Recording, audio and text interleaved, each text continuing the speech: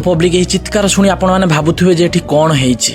तो ये चित्कार है गोटे गरीब मार, गोटे गरीब भौणीर, गोटे गरीब बापार, जहा पुओ को एई भली काट्टा बांडिया माने मारी देइछंती आ ताकू बीच रास्ता रे उल्लग्न करिकी ताकू टंगिकी ताकू जाली देइछंती। जहा पुओ दिन सारा खटिले ता घर चलिबो ताहारी पुओ को एमाने मारी देइछंती। जो मानक देहरे मनीषत्व बोली किछि जिनिस नाही, फिलिंग्स बोली किछि नाही, काहेकि ना गोटे असहाय गोटे गरीब पिला को मारुथवा बेले तांकर रूम टिके टांकुरलानी, तांकर अंतरात्मा टिके मना करलानी। से मनीषटा कौनसी चिकेन मटन नुहे जे ताकू काटिकी खाई जीवो, किंतु ए सणे पशु ठारू भी आहरी हीन। द्वापर जुगरे त्रेता जुगरे जो असुर माने थिले सेमानकठु भी एही काटा बांडिया माने हीन। तो आज मु एथिपई भिडियोटी बनैछि। ए भिडियोटा को जेतिकी जण देखुछ हमर हिंदू भाई माने ए भिडियोटा को जेते मात्रा पारिबो शेयर करो, जेमिति हमर भारत सरकार को पाखरे ए भिडियोटा पहुंची पारिबो। एवं मोर भारत सरकार को एतिकी अनुरोध, बांग्लादेश रे आम हिंदू भाई माने हों कि जेठी भी आम हिंदू भाई मान ऊपर अत्याचार होउची, आमर हिंदू भाई माननकु आमर हिंदुस्तान को नहीं आसंतु।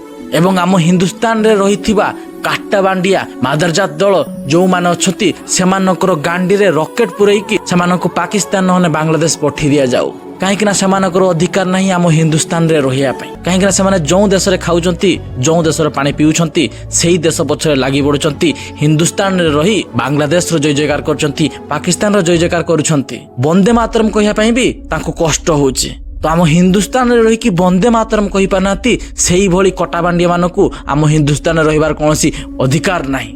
एई भाई जनक ना आम हिंदुस्तान रो ना से मोर निजर केही, तथापि से जने आमर हिंदू भाई। आज से भाई रो दुख कथा सुने कि तांको फैमिली रो कष्ट कथा, तांको आखिर लुह हृदय कुह, तांको वीडियो देखी कि मो आखिर लुह आसी जाउची, मो अंतरात्मा मते बाधा दउची।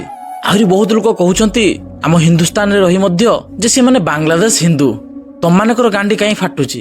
अरे बांग्लादेश रे हेउ कि पाकिस्तान रे हेउ, से माने हमर हिंदू भाई। को काटा बांडिया तुम पिठी रे पड़िबनी, से हिंदू हिंदू रो सपोर्ट करिवो। 100 हिंदू परिवारों के बीच में 100 हिंदू परिवारों के बीच में एक मुस्लिम परिवार सबसे सुरक्षित रहता है। मैं कहता हूँ 100 परिवारों के बीच में एक हिंदू की बात तो दूर करिए, 100 मुस्लिम परिवारों के बीच में 50 हिंदू सुरक्षित रह सकता है क्या? नहीं रह सकता। योगी आदित्यनाथंकर कहवा अनुसार 100टा हिंदू घर भितर गोटे मुस्लिम घर सुरक्षित रही पारिबो, किंतु 100टा मुस्लिम घर भितर 50टा हिंदू घर केबे भी सुरक्षित रही पारिबो नाही। एटा एकदम ठीक कथा। तेणु आम हिंदुस्तान रे रही कि जो माने गरदारी करचंती काटा बांडिया माने तांको पाकिस्तान पठै दियो, तांको बांग्लादेश पठै दियो, सेही माने गांडी बनतु हांडी भांगतु। ए हिंदुस्तान रे रही से माने जो परि उत्पात होचंती सेमानकर आहुरी काटी दियो। हिंदू माने एकजुट हुओ एवं हाथ रे अस्त्र धर, निज पिला मानकु मोबाइल बदल रे तांको अस्त्र धराओ, तांको युद्ध करो, तांको युद्ध सिखाओ। कहीं आज नहने काली महाभारत टार भी बहुत बड़ युद्ध हो पारे।